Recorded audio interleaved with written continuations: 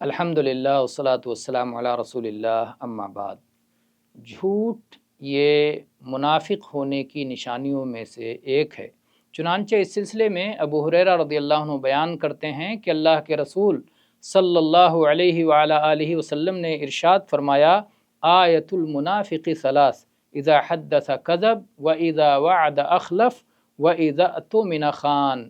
منافق کی 3 نشانیاں ہیں، جب بات کرے تو جھوٹ بولے، جب وعدہ کرے تو خلاف ورزی کرے، اور جب اس کے پاس امانت رکھی جائے تو وہ اس میں خیانت کرے۔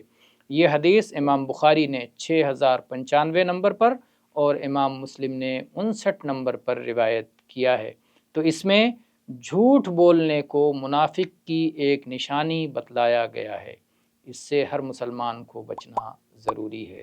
واللہ اعلم والحمد للہ رب العالمین۔